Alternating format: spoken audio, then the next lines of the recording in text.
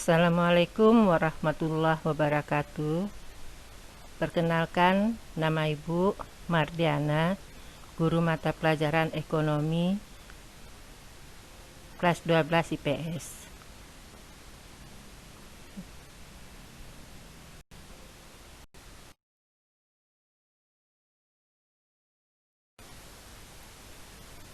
Pada mata pelajaran ekonomi kelas 12 tahun pelajaran 2020-2021,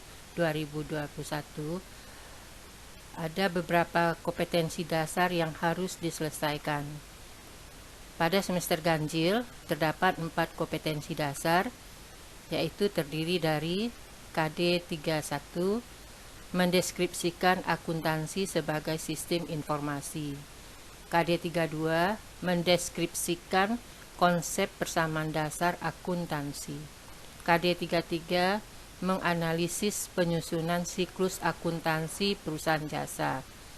KD 34, menganalisis tahapan penutupan siklus akuntansi perusahaan jasa.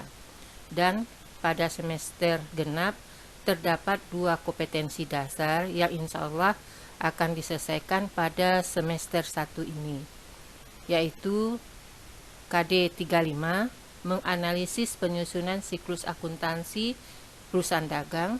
KD 36, menganalisis tahapan penutupan akuntansi pada perusahaan dagang.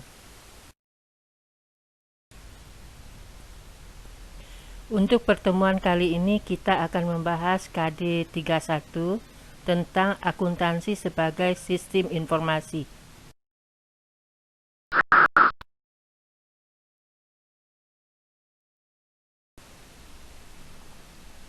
Di mana tujuan pembelajarannya yang pertama, mendeskripsikan sejarah akuntansi, pengertian akuntansi, dan manfaat akuntansi. 2.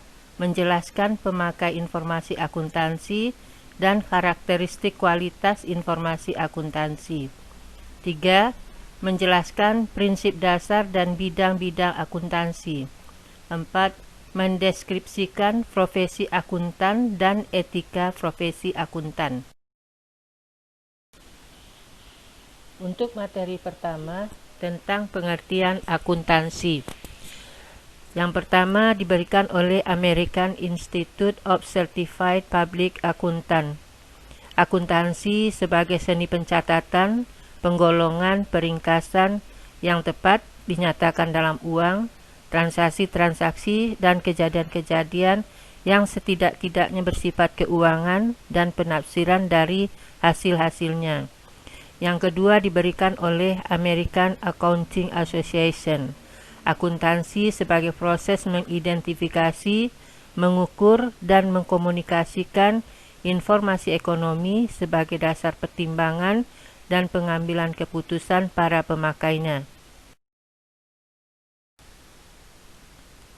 Selanjutnya tentang kegiatan dan kegunaan akuntansi. Yang pertama tentang kegiatan akuntansi. Akuntansi merupakan proses yang terdiri dari identifikasi, pengukuran, dan pelaporan informasi ekonomi.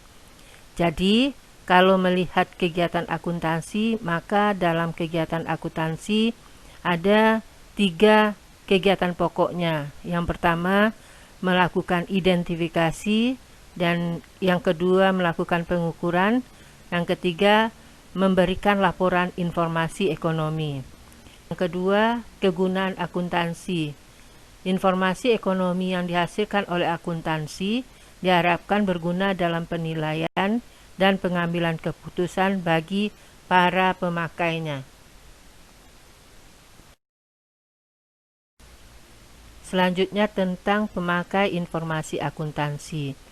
Berdasarkan bagan ini, kita dapat melihat bahwa pemakai informasi akuntansi terdiri dari 2 pihak.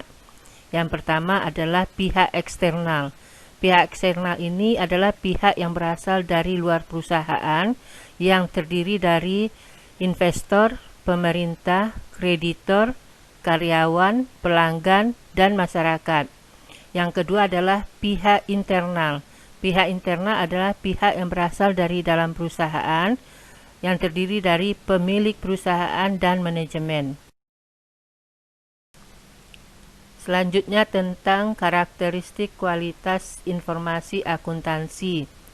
Yang pertama, dapat dipahami. Artinya, semua informasi yang disajikan dapat dimengerti oleh para pemakai informasi akuntansi. Yang kedua, relevan. Artinya, informasi ekonomi yang disajikan ada hubungannya dengan kebutuhan para pemakai informasi akuntansi. Yang ketiga, keandalan. Artinya, informasi ekonomi yang disajikan dapat diandalkan atau dapat dipercaya. Yang keempat, dapat diperbandingkan. Artinya, informasi ekonomi yang disajikan dapat dibandingkan dari tahun ke tahun untuk menilai kinerja keuangan perusahaan.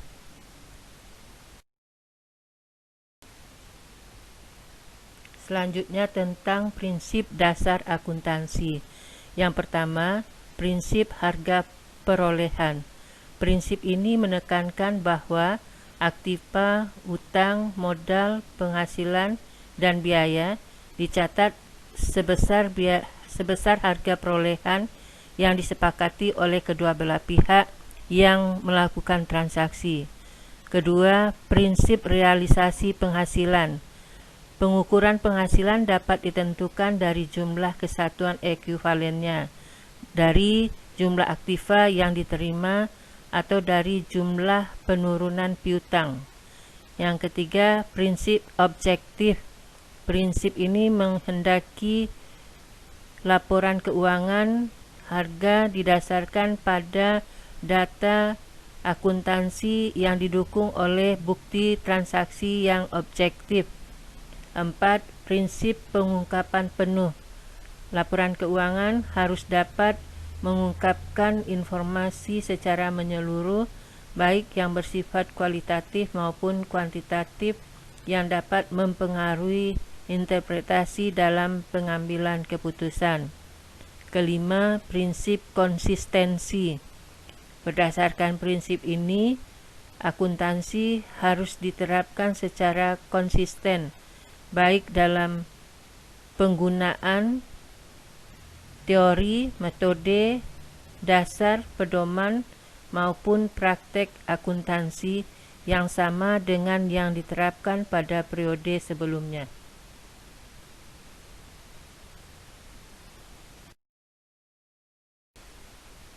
Selanjutnya tentang bidang-bidang akuntansi. Yang pertama, akuntansi keuangan. Bidang akuntansi ini berkaitan dengan pelaporan keuangan perusahaan yang secara khusus memusatkan perhatiannya pada pencatatan transaksi perusahaan secara periodik. Yang kedua, akuntansi biaya. Bidang akuntansi ini memfokuskan kajian pada masalah penetapan dan pengendalian biaya. Yang ketiga, akuntansi manajemen.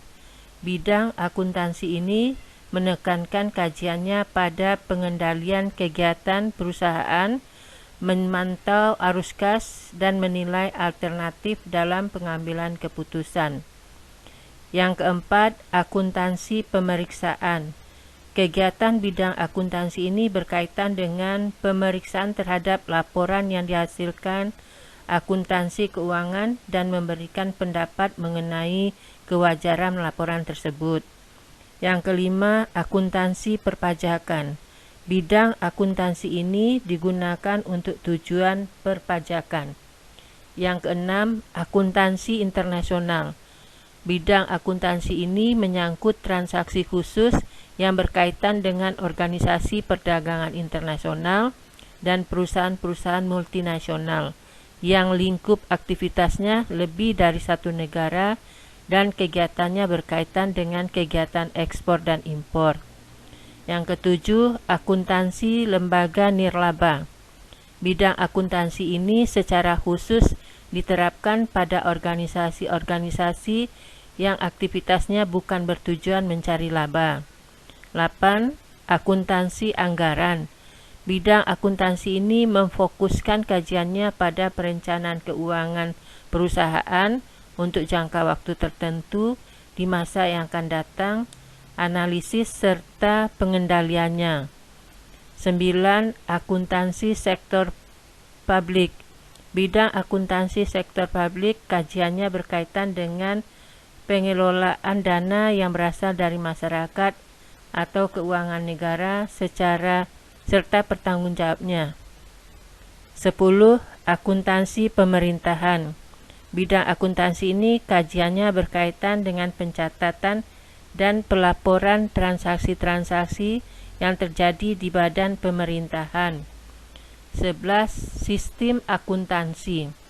Bidang akuntansi ini menitikberatkan kajiannya pada perancangan perangkat pencatatan dan pengolahan data agar laporan keuangan dapat disusun dan disajikan dengan cepat, akurat, dan efisien. 12. Sistem informasi akuntansi. Bidang akuntansi bertujuan menyediakan informasi keuangan maupun non-keuangan yang diperlukan untuk melaksanakan kegiatan organisasi secara efektif.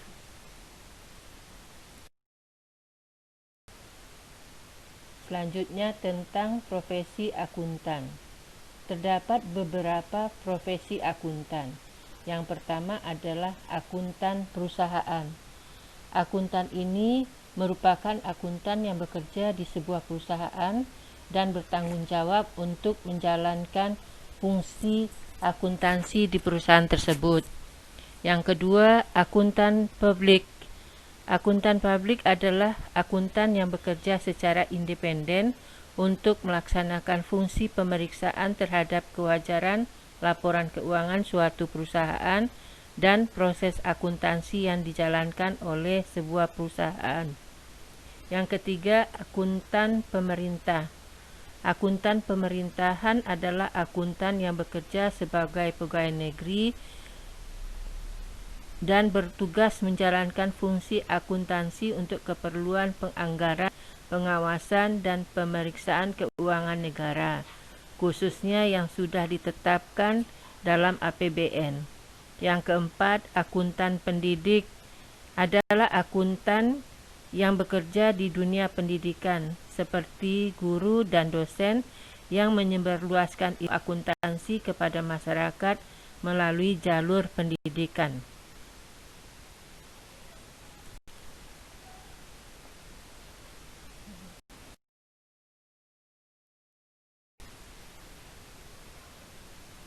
Sekian kegiatan pembelajaran kita pada hari ini melalui video pembelajaran. Semoga dapat dimengerti dan dipahami. Terima kasih. Wassalamualaikum warahmatullahi wabarakatuh.